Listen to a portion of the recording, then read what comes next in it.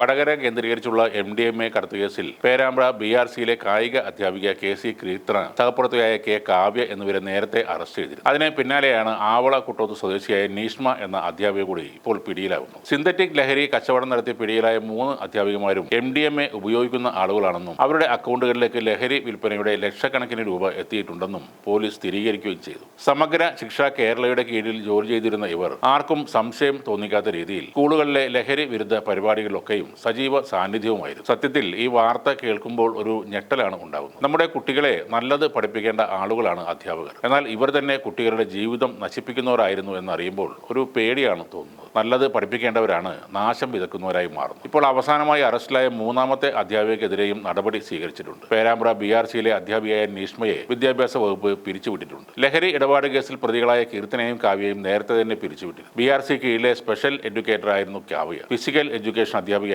കീർത്തന. വടകര ലഹരി കേസിൽ വയനാട് സ്വദേശിയെ കേന്ദ്രീകരിച്ചാണ് ഇപ്പോൾ അന്വേഷണം നീങ്ങുന്നത്. ഈ കേസിലെ മുഖ്യ കണ്ണി വയനാട് സ്വദേശിയാണെന്നാണ് സൂചന. അയാളെ ഉടനെ തന്നെ കസ്റ്റഡിയിലെടുത്ത് ചോദ്യം ചെയ്യാനാണ് നീക്കം. ഇന്നലെ അറസ്റ്റിലായ ജിജിൽ കുര്യാക്കോസിൽ നിന്നാണ് നിർണായകമായ ചില വിവരങ്ങൾ അന്വേഷണ സംഘത്തിന് ലഭിച്ചത്. 1 കോടിയോളം രൂപയുടെ ഇടപാടാണ് ഇയാളുടെ അക്കൗണ്ടിലൂടെ നടന്നിരിക്കുന്നത്. അറസ്റ്റിലായ അധ്യാപികമാരുടെ സുഹൃത്തായ യുവതിയും ഇപ്പോൾ നിരീക്ഷണത്തിലാണ്. ഇവർ ബാംഗ്ലൂരിലാണ് ഉള്ളതെന്നാണ് അറിയുന്നത്. കേസിൽ ഇതുവരെ 5 പേരാണ് അറസ്റ്റിലായത്. കഴിഞ്ഞ ദിവസം അറസ്റ്റിലായ അധ്യാപികൻ നീഷ്മയെയും ഓൺലൈൻ ഡെലിവറി ബോയ് ജിജിലിനെയും കസ്റ്റഡിയിൽ ആവശ്യപ്പെട്ട് അന്വേഷണ സംഘം അടുത്ത ദിവസം അപേക്ഷ സമർപ്പിക്കും. വടകര NDPS കോടതിയാണ് കസ്റ്റഡി അപേക്ഷ പരിഗണിക്കുന്നത്. അതേസമയം തന്നെ കാവ്യയുടെ വിദേശയാത്രയിൽ അന്വേഷണം വേണമെന്ന ആവശ്യവും ഉയർന്നിട്ടുണ്ട്. BRC ജീവനക്കാരിയായിരിക്കെ അനുമതി ഇല്ലാതെയാണ് കാവ്യ വിദേശയാത്ര പോയത്. കാവ്യയ്ക്ക് അനധികൃതമായാണ് ലീവ് അനുവദിച്ചതെന്നും പേരാമ്പ്രയിൽ ചേർന്ന സർവകക്ഷി യോഗത്തിൽ ആവശ്യം ഉയർന്നിരുന്നു. വലിയ അളവിൽ പണം എത്തിയാൽ സംശയം തോന്നാതിരിക്കാൻ മറ്റൊരു അക്കൗണ്ടിലേക്ക് മാറ്റുന്നതായിരുന്നു ഇവരുടെ രീതി. ഇത്തരത്തിൽ ലക്ഷക്കണക്കിന് രൂപയാണ് ഈ അക്കൗണ്ടുകളിലേക്ക് എത്തിയത്. ലഹരി ആവശ്യപ്പെട്ട് പണം നൽകിയവരിലേക്കും അന്വേഷണം നീളാനാണ് സാധ്യത. ലഹരി വിഷയത്തിൽ സ്കൂൾ വിദ്യാർത്ഥികൾ ഇരയാക്കപ്പെട്ടോ എന്ന കാര്യവും പോലീസ് അന്വേഷിക്കും. ഈ കേസിൽ കൂടുതൽ അധ്യാപകർ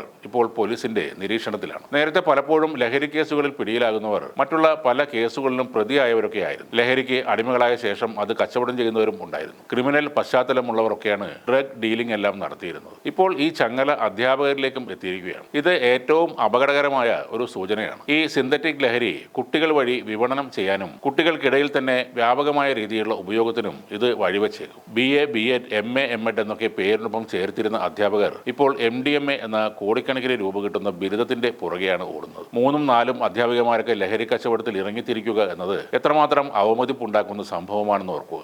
UPയിലെയും നോർത്ത് ഇന്ത്യയിലെയും ആളുകളുടെ കുറ്റങ്ങൾ കണ്ടെത്തുന്ന നമുക്ക് കിട്ടിയ ഒരു ഇരുട്ടടിയാണ് ഈ ലഹരി വിൽക്കുന്ന അധ്യാപകർ. ഇനി അധ്യാപകരെ കാണുമ്പോൾ സാധനം കയ്യിലുണ്ടോ എന്ന് ആരെങ്കിലും ചോദിച്ചാൽ അവരെ കുറ്റം പറയാനും കഴിയില്ല.